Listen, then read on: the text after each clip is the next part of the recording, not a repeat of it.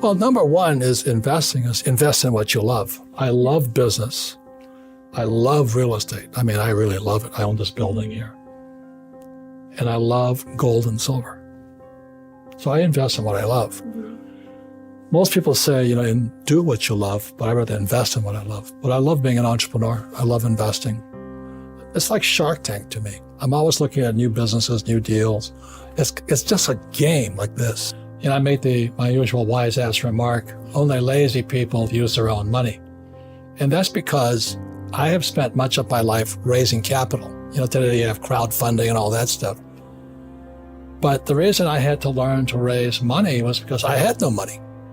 And so if you read Rich Dad, Poor Dad, in there, my rich dad always said, never say, I can't afford it. And it was my rich dad and many of my teachers subsequent to that. Lazy people always say, I can't afford it. I don't have the money. That's why they're poor. They have a poor mindset. So instead of figuring out how to raise money, it's just really easy to be a loser. And I call it losers. It pisses them off. Because we all have the power, if we wanted to not be poor if we learned how to raise money. So I hear, and the reason I get upset, I still get hot with this. My poor dad, my PhD father, he always said to me, he says, I'd be a rich man if I didn't have you kids. And I said, well, Dad, not my fault you had kids. I just can't afford it because I have kids. And the more he said that, the angrier I got. So when I met my rich dad at age 9, he says, well, that's why your old man's poor, because he's lazy. He thinks his PhD is going to carry him. He says, everybody can say, I don't have money, I can't afford it. He says, that's why he's poor. He's lazy. But my father kept going back to school, Stanford, University of Chicago, Northwestern. He never learned any of this stuff. They still don't know, because most teachers want a paycheck, pension, and tenure. They want job security. So the mindset is different. And that's what they're teaching the kids. So the reason I say only lazy people use their own money is because it takes much more intelligence to raise capital.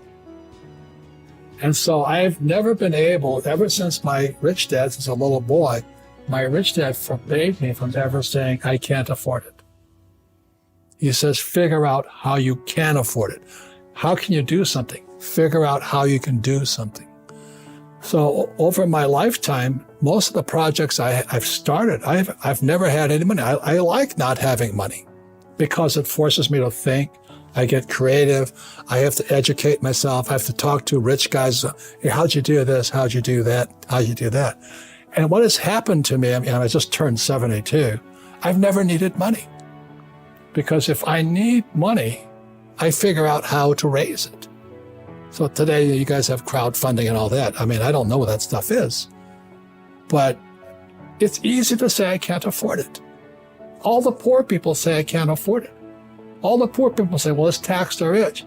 All the poor people are saying, well, give me a free education, free food, free schooling, free manicures, free pedicures.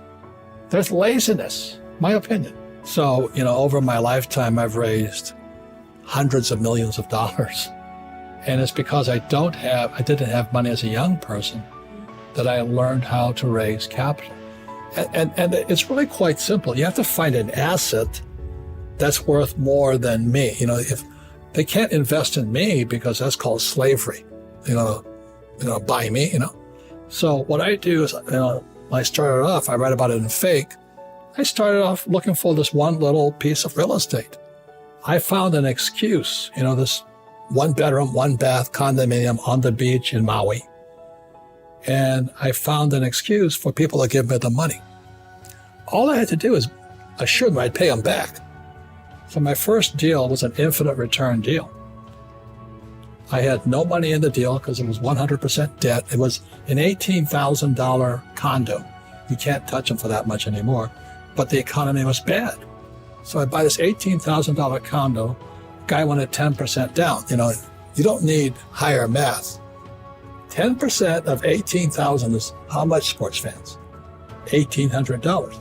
I could have used my money. I had the money. But that would be too easy. Only lazy people use their own money. And that's what really pissed off a lot of people out there. Goes, you calling me lazy? I said, yes, I am. Because you're the same type of person who will say, I can't afford it. I can't do that. That's the problem. It's up here. It's the real estate between this year and that year. I can't do that.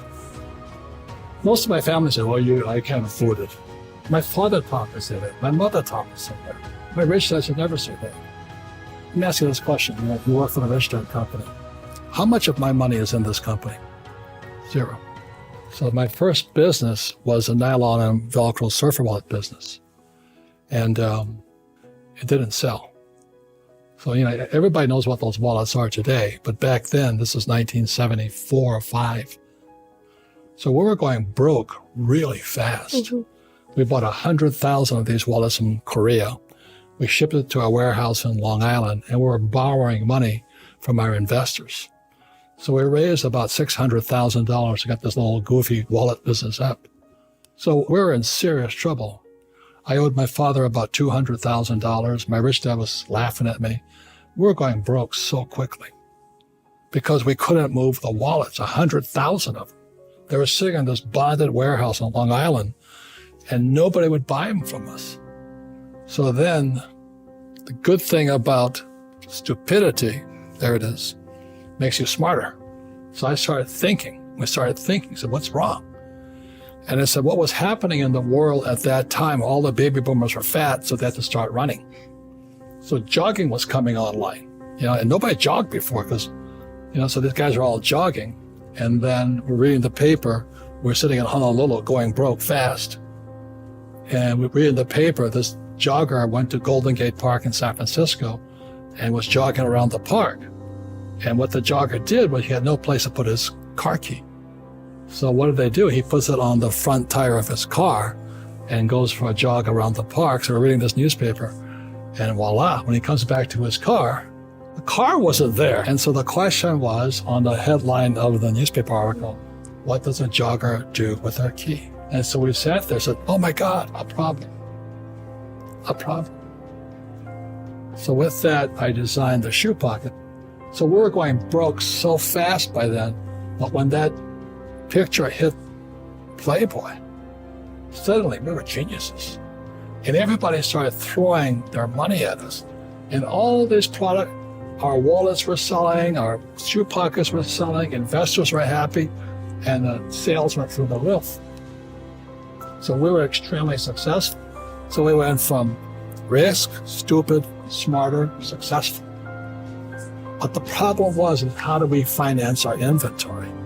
Because the demand was worldwide, and we couldn't keep up with demand. So I borrowed another $100,000. And I went to my CPA, my CFO, Stanley. So I said, Stanley, will this $100,000 solve our inventory problem? He goes, yes, it will. So I gave Stanley the check, and he ran off with it. He said I owed him the money. So that was one of my first, 6-figure, 7-figure mistakes. When you look at the financial statement, that's like your scorecard. It's like your golf scorecard is your financial statement. But as you know, our schools teach us nothing about financial statements. But it goes back to the original question. Why did I say only lazy people use their own money? Because lazy people always say, I can't afford it. I can't do it. It's easy to say that. And that's why they're poor. It's harder to go raise $1 million than to say, I can't afford it. Small ebook, big impact, the wealth tree. The only 4 ways that will make you financially free forever. Download it here for free.